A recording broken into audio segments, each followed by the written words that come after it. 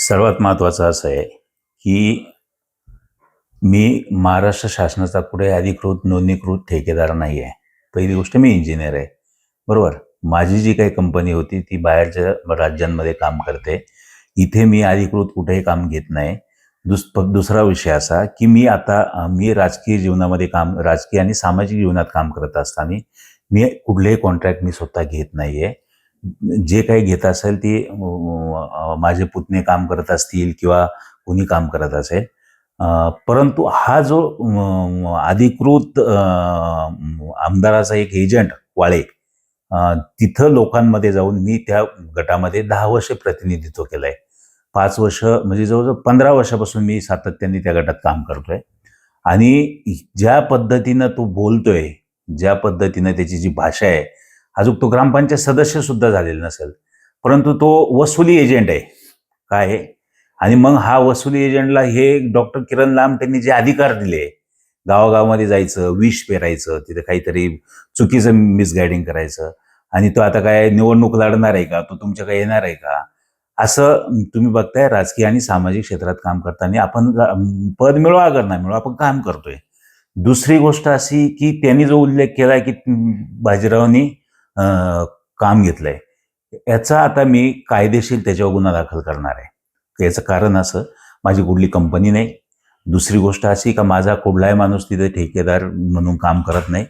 आणि गावागावामध्ये जे प्रलंबित काम आहे, लोक आता यांना फिरून देत नाही. आता किरण लामटेंना फिरून देत नाही, किंवा त्याला उद्घाटन करायचे असेल तर 2 दिवस आधी तो याचे एजंट गावागावांमध्ये पाठवतो, दारू पाजायला लावतो. मग ते लोक, कारण आता लोक भडकले. परंतु मूळ कारण असं आहे की राज्य शासनाने हा जो निधी मंजूर केला निवडणुकीच्या आधी, साधारणतः एक 400-500 कोटीची जी कामं मंजूर केली, त्याच्यामध्ये खासदार लोखंडे साहेबांनी आम्ही कामं मंजूर करून आणली. ती कामं आम्ही काही मंजूर करून आणली, त्याच्यामध्ये आम्ही पण काही मंजूर करून आणली, त्यांनी पण कामं मंजूर करून आणली. परंतु आज त्या कामांना निधी न आल्यामुळं आज तुम्ही बघताय, जी कॉन्ट्रॅक्टर आहे त्यांनी जवळजवळ 25-30% कामं कंप्लीट केली, परंतु त्यांना गेले जवळजवळ 1 वर्षापासून निधी मिळत नाही. निधी न मिळाल्यामुळे ती लोक पुढची कामं करत नाही.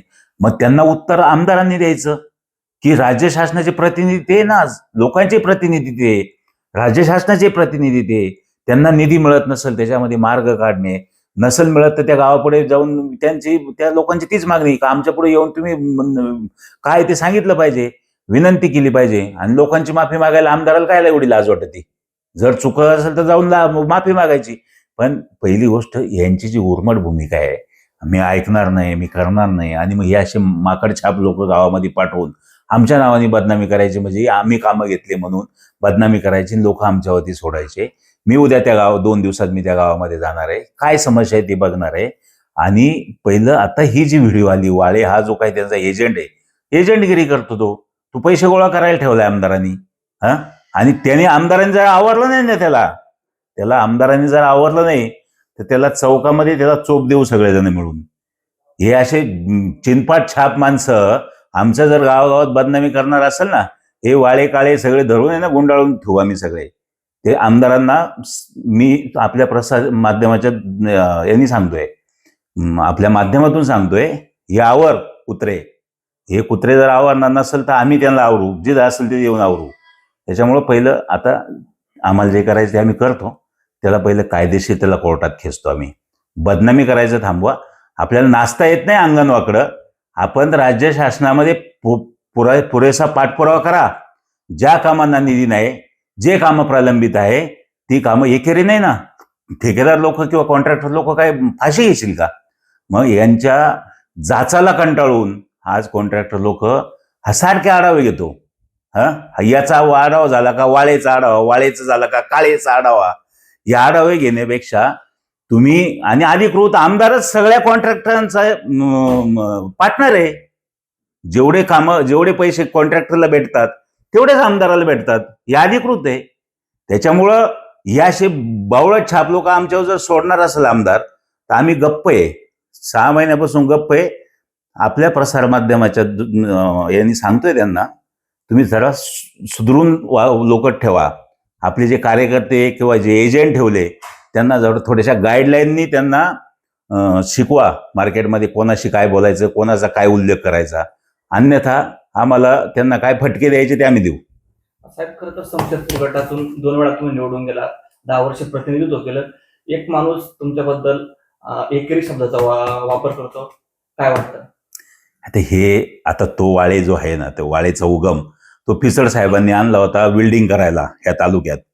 अनेक त्यांनी काय काय केलं सांगतो. एकाची पाईपलाईन विकून खाल्ली.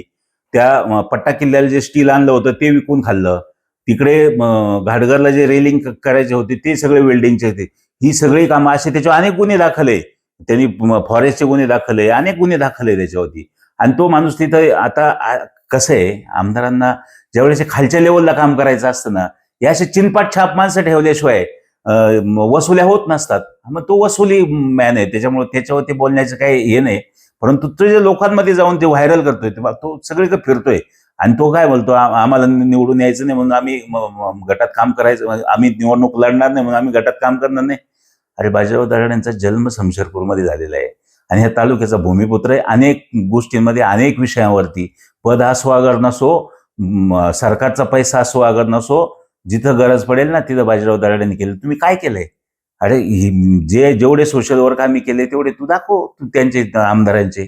त्याच्यामुळे त्या चिनपट छापो काय बोलण्यात मजा नाही. तो कोण वाळे आहे, त्याचा काय समाचार घ्यायचा तो घेऊ आपण, पहिलं कायदेशीर करू आपण.